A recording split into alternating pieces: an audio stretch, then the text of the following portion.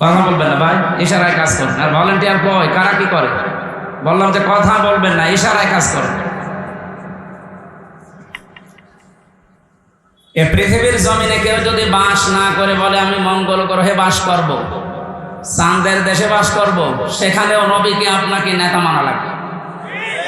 এতানাজ্জালুল আমরু বাইনাহুন্না, প্রত্যেকটি জগতে আল্লাহর গ্রহে নক্ষত্র যেখানে আছে সৃষ্টি, ওখানে আল্লাহর বিধিবিধান আল্লাহ নাযিল করছেন তাদের মতো করে। যেহেতু পৃথিবীতে আমরা মানুষ বাস করি, এই জন্য আমাদের জন্য আল্লাহর বিধান যেটা আছে তার ভেতরে ইয়াসিন, এই 6666টি আয়াতের ভেতরে আছে না নেই? সিদ্ধান্ত নিয়ে বাড়ি যাবে, আল্লাহর নবী বাদ দিয়ে কাউকে আমরা নেতা আদর্শ মানি না। এটা কিন্তু নামাজের মতো ফরজ। অনেকে আজকে রাজনীতি মনে করে, দুনিয়ার হিসাব মনে করে চলে যায়। না, এটা দুনিয়ার বিষয় না, এটা আখিরাতের সাথে সম্পর্কিত।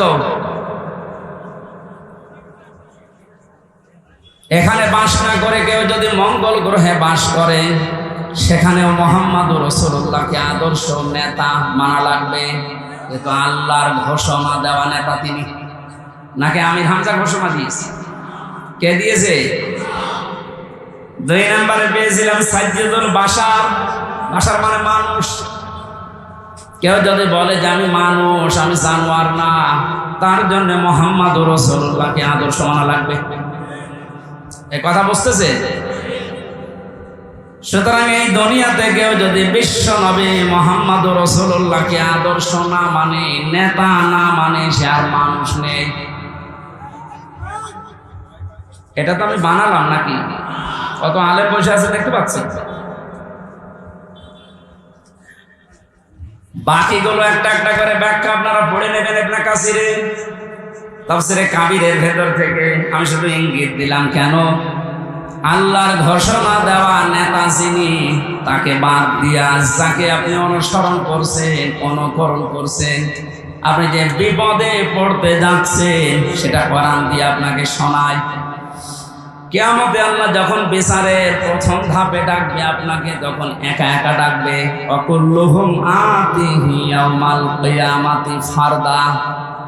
আল্লাহ পাক বলেন কিয়ামতে প্রতিটি মানুষকে আমার সামনে দাঁড় করাবো, স্রেফ একা একা, কেউ থাকবেন আপনার সাথে। বিচারের দ্বিতীয় ধাপে আল্লাহ এবার আর মানুষকে একা ডাকবেন না। ইয়াউমা নাদউ কুল্লা উনাসিন বিইমামিহিম। সূরা বানী ইসরাঈলের 72 নম্বর আয়াতের প্রথম অংশে আছে আল্লাহ পাক বলেন কিয়ামতে বিচারের দ্বিতীয় ধাপে আমার সামনে মানুষ হাজির হবে তার নেতার সাথে। কার সাথে? বলেন বলেন। এটা যদি শুধু স্রেফ দুনিয়ার বিষয় হতো আমি বলতাম না। প্রথমে আপনার নেতা থাকবে, এরপরে পেছনে থাকবেন আপনি। ও মাগুরাবাসী, আপনি আমার পাশের জেলার মানুষ, সেই জন্য আপনাকে বেশি ভালোবাসি। আপনি যেন জাহান্নামে না যান, কিয়ামতের ওই কঠিন ময়দানে যেন ধরা খেয়ে না যান, এই জন্যই তো ব্যাখ্যা।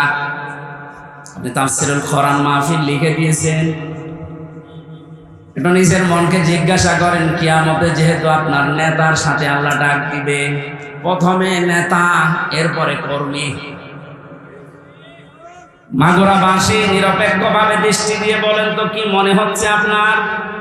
আপনি যাকে আদর্শ মানেন, যাকে নেতা মেনে চলেন, যাকে আপনি রায় দিয়ে ভোট দিয়ে চেয়ারে বসান, এই লোকটা আপনার সামনে থাকবে, আপনি থাকবেন পেছনে। ওর যা চরিত্র আপনি তো জানেন। কথা বলেন না কেন? ও যে কোরআন বিরোধী মানুষ আপনি কিন্তু জানেন। ও যে আল্লাহকে বিশ্বাস করে না, শুধু মুখে মুখে, ভেতরে আল্লাহর বিশ্বাস ওর নেই, এইটাও আপনি জানেন। আপনার চাইতে আল্লাহ পাক ওর সম্পর্কে একটু কম জানে। আরো জোরে বলেন। যদি বেশি জানে, আপনি তো শুধু উপরেরটা জানেন, আল্লাহ ভেতরেরটা জানেন। ওকে যদি আপনার সামনে দেখে, আপনার বিবেকে কি বলে আমি জানি না, তবে আমার বিবেক বলছে আপনাকে, আল্লাহ কিন্তু ধরবে। কারণ ওকে দেখে আল্লাহর আগে রাগ হয়ে যাবে, আপনার পর্যন্ত যাওয়া লাগবে না। এই তালেব ভাই কি বলছে? মেহেরপুরের লোক না, এভাবে বলে কি বলছে? এই মানুষগুলো দেখেন নিজেই বলছে হ্যাঁ ঠিক, তার মানে আমি ধরা খাবো। আপনি বুঝে বলেন আর না বুঝে বলেন এইটাই সঠিক। আমার এই কোরআনের চোখ লাগিয়ে, হাদিসের চোখ লাগিয়ে যেটা দেখতে পাচ্ছি সত্যি, আপনি কিন্তু ধরা খাচ্ছেন। এই জন্যই তো বলছে আপনি পাল্টাবেন আজকে। নেতা এটা দুনিয়ার বিষয় না।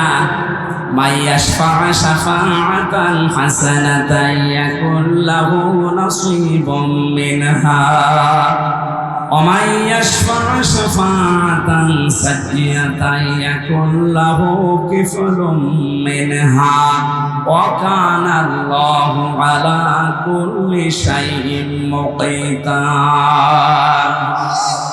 সূরা নিসার 85 নম্বর আয়াতে আছে, এটা ফি জিলালিল কোরআনে ব্যাখ্যা আছে, আমি শুধু সামারাইজ করে বলছি। আল্লাহ পাক বলেন কেউ যদি ভালো কাজে সাহায্য সহযোগিতা করে, সুপারিশ করে,